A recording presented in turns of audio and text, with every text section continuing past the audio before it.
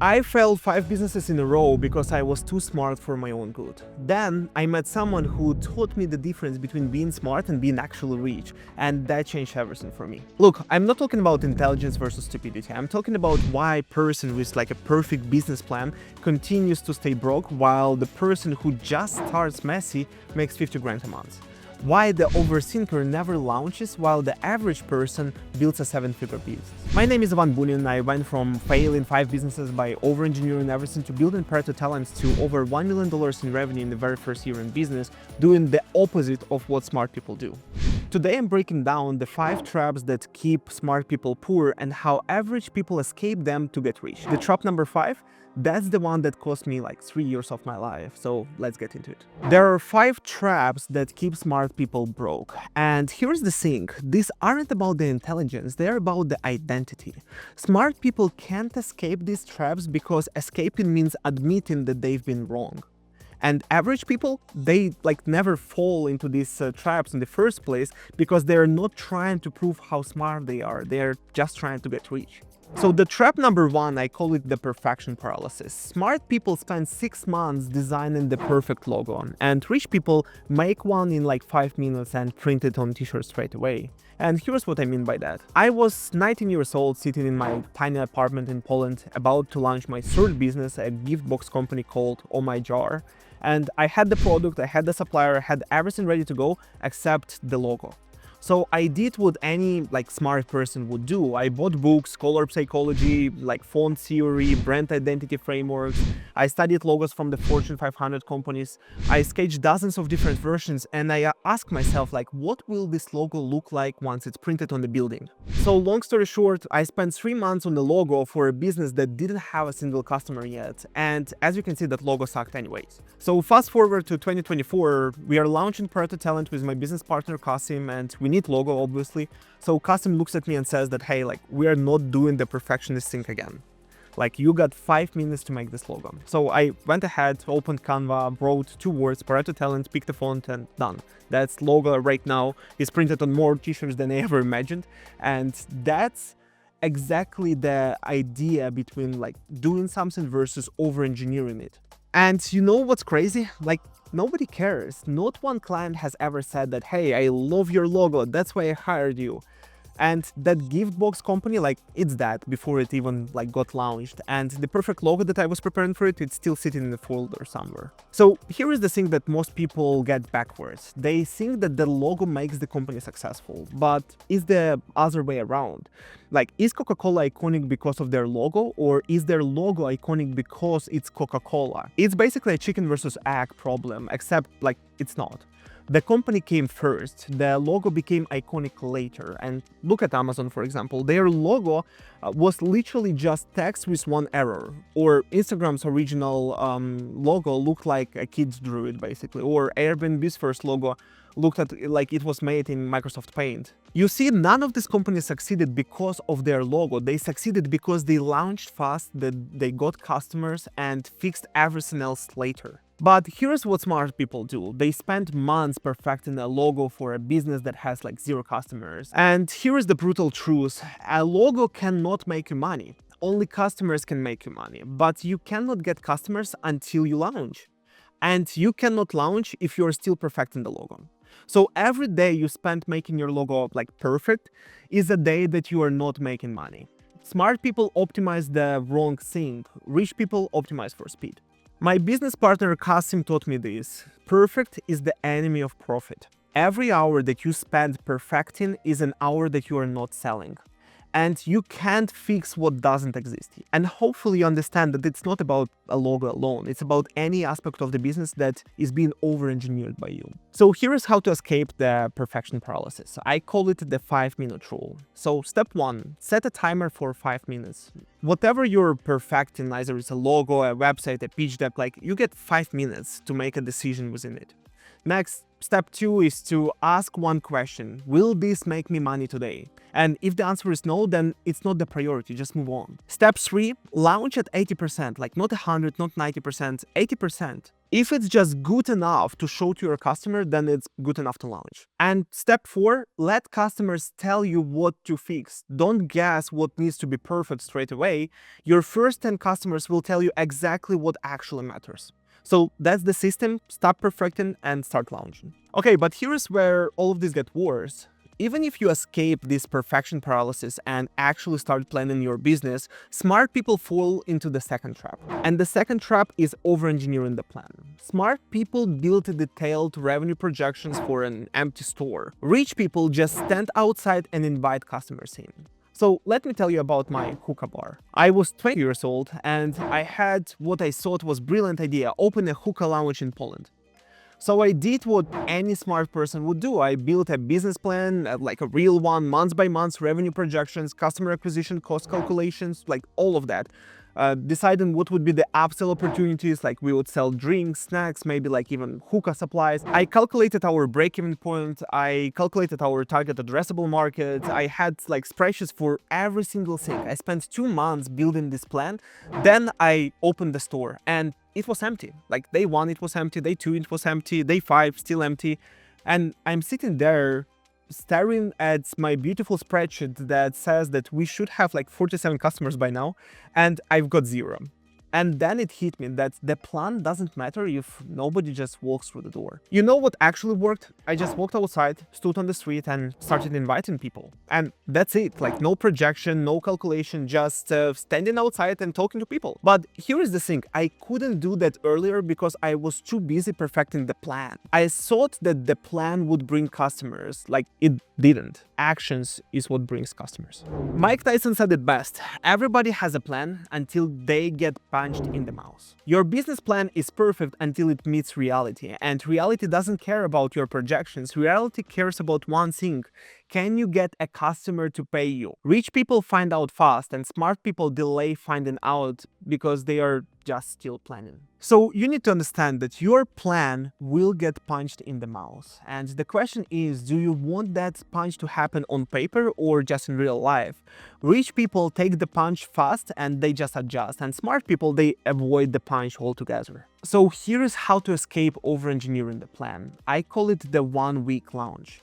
Like step 1, define your minimum viable offer. What's the simplest version of your product that you can sell today? Not the perfect version, the version that solves that problem. Step 2, set 1 week deadline to make your first sale. Not to perfect the plan, but to make a sale. 1 customer, like $1. Step 3, talk to 10 people before you build anything else. Your plan is based on assumptions. Test those assumptions by actually talking to potential customers. Step 4, adjust based on what they say, not what you think. Your plan will be wrong and that's fine. Rich people adjust and smart people continue to define their plan. So again, week 1, you need to make 1 sale, and that's how you escape the planning trap. Okay, now, some people do escape these first 2 traps. They launch something, but they get stuck in trap number 3. And this one is brutal because it feels like progress. Trap number 3 is being professional student. Smart people go to the same conference every year collecting information, and rich people launch imperfect offers and learn from real customers. And I see this everywhere. I go to conferences like high-level summit, digital marketing events, different entrepreneur gatherings, and I just was on a high-level summit in Dallas in October of 2025. And here's what I noticed. I see the same faces, like year after year, same people, same notebooks, same excitement, taking notes, collecting business cards, talking about their like big idea for their SaaS. So 1 year, I just started asking them that, hey, like, did you launch that thing that you were working on last year? And the answer is almost always no. They're saying like, I'm still researching, I'm waiting for the right moment, I need to learn 1 more thing before I start. They've been going to these conferences for 3, 4, sometimes 5 years, and they still haven't launched. And here's the thing, those aren't dumb people, they're really smart. They can tell you like the latest marketing frameworks, the newest AI tools, the best growth strategies, but they've never made $1 from any of it. Because they're like not entrepreneurs, they are professionals professional students. And the problem isn't how much they know. The problem is that they don't have the gut to just give it a shot. They keep going back to the conferences because it feels like progress to them. It feels like they're building towards something, but collecting information isn't building a business, it's just delaying one. Look at Mark Zuckerberg versus the Winklevoss twins. The twins had the idea for the Facebook first. They had connections because they went to Harvard, they had all of the resources because they were from rich family, and they even had a more polished plan for their app. But while they were planning and perfecting, Zuckerberg just went ahead and launched a massive version in his own dorm room. It was buggy, it was limited just to one college, it was far from perfect. But he just did it. Okay, now look, Zuckerberg's actions were very questionable. Like, the twins sued him and there was a legitimate debate about what he did and didn't take from them. Okay, now look, Zuckerberg's actions were very questionable and the twins sued him and there was a legitimate debate on what he did take or didn't take from them.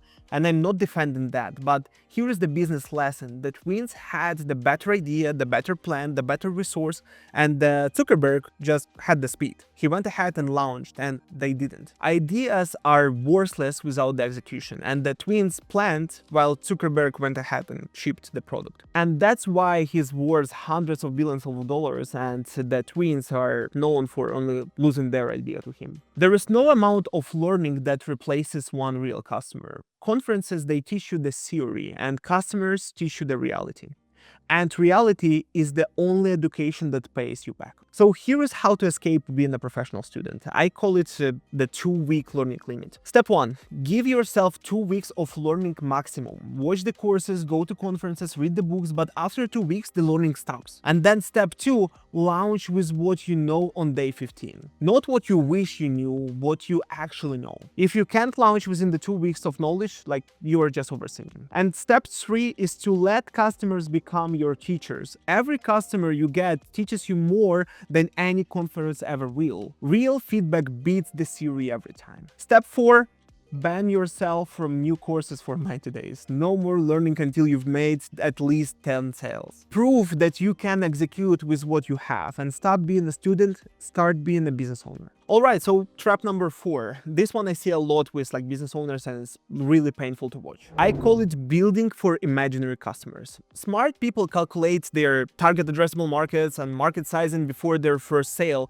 and rich people get clients. I call it building for imaginary customers. Smart people calculate TAMs and market sizing before their first sale, and rich people get client number 1, then client number 2, then client number 3, and here's what I mean. I've worked with hundreds of entrepreneurs in Pareto Talent and other businesses and in different masterminds, and here's a pattern that I see constantly. Someone comes to me like mentioning their business, showing me a pitch deck, like beautiful slides, market research, target addressable market. I've worked with hundreds of entrepreneurs in Pareto Talent and met a ton of entrepreneurs in different masterminds, and I see this pattern all the time. Somebody comes to me saying that, hey, I got this amazing business idea, and they show beautiful slides, market research that they've done, their target addressable market projections, like this is $47 billion market, and if we just take like half of the percent of this market share, we'll be successful. And I ask them, like, how many customers do you have? And in the majority of cases, the answer is 0, but the market size is like, no, stop. You don't have market size problem, you have a customer problem. You have 0 proof that anyone will pay you money for this, and meanwhile, the entrepreneurs who succeeded, they're not calculated their time. They're texting their first customer like, hey, would you pay me $500 to solve you this problem? And if they say yes, that's customer number 1. Now let's find customer number 2 and then customer number 3 and so on. Like, no projections, just people willing to pay real money. Here is the truth. TAM is a friction until you have traction. You can't calculate market until you have proven that somebody will buy from you in the first place. Rich people prove demand with one sale, then they scale. And smart people, they project demand with spreadsheets and they just never launch. You see, your first customer is your proof. Everything before that is just a guess dressed up in a spreadsheet. So here's how to escape that trap. Step 1. Stop calculating TAM. Start finding one person who will pay you money. Text 10 people like, hey, would you pay me X to solve you this? And then just focus on getting your first yes. Step 2, deliver for that one customer. Make them insanely happy, like over deliver, get a testimonial from them. And step 3, use them to find your customer number 2. Ask like, who else has this problem? Get a referral from them. That's your customer number 2. Then just go ahead and repeat until you hit 10 customers. Then and only then you can start thinking about scaling. Build for real customers and not imaginary markets. Okay, now we get to trap number 5. This one is the trap that I lived in for years. This is the one that cost me the most. Okay, trap number 5, I call it having your intelligence as your identity. Smart people think that being smarter means that they should be richer, and rich people know that doing it longer beats being clever. Let me tell you what I learned the hard way. I was 22 years old, working like as an executive assistant, building e-commerce stores for entrepreneurs. I would build like their websites, run their ads, set up their systems, and I was making like 15 grand a year or so doing that, like $1,000 a month. And they were making millions. And it didn't make sense to me because I would watch them launch products that weren't perfect, make decisions without having all of the data, move fast on things that I would have spent weeks on researching. And I would think to myself, like, if I were running this, I would do it better and I would optimize it and I would make it perfect. But here's what I missed. While I was thinking about how to do it better, they were already doing that. They would launch at a good enough and fix it while making money. And I needed mastery before I would even start. They focused on revenue generating activities. And I focused on being right or being smart. Then the digital marketing agency that I was working for got sold, and I started Party Talent with my former boss, Kasim, and he's now my business partner.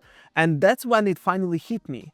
I've been waiting my entire life to feel smart enough to start, but smart enough and ready enough are not the same thing. Those entrepreneurs weren't less intelligent than me. They just didn't need to prove that they were intelligent before they acted. They were comfortable with being wrong in public and fixing it later. And I needed to be right the very first time. And you see, that's why they were rich and I wasn't. My intelligence became my prison. Because as long as I needed to be the smartest person in the room, I would never be the richest. When I finally launched Party Talent with Kasim, I did everything that I told myself not to do. The logo, we designed it in like 5 minutes. We didn't create any business plan at all. We just started placing assistants and we continued to figure this out as we go. And within the first year of this business, we made over $1 million in revenue. And not because I got smarter, but because I finally stopped needing to be the smart one and just started doing. Your intelligence is either a tool or a prison. And if you're using it to move faster, it's a tool. And if you're using it to justify waiting for something, then it's your prison. And you are the only one with the key. So here's how to escape that final trap. Step 1, set a launch deadline. Before you feel ready, pick a date, like 30 days from now. You're launching something on that date, whether you feel ready or not. Step 2, replace am I smart enough with what's the next action. Every time you catch yourself researching or planning, ask yourself, what's the one thing that I can do right now to move everything forward? Then just go ahead and do that. And step 3, get comfortable being wrong in public. Like launch imperfect work, let people see it. Use their feedback to make it better. Intelligence is only valuable if you use it to iterate and not to delay things. So stop proving that you are smart and start proving that you can ship. Okay, look, if you are smart and broke, then you are not unlucky. You are just trapped, and you're trapped by perfection, by planning, by learning, by imaginary customers, by your own identity. But here is the thing, you already have the key, you just have to use it. Intelligence opens doors, but only action walks through them. If this helped, I've got another video on 5 AI skills that will make you rich in 2026. Link is right here, so let's keep building.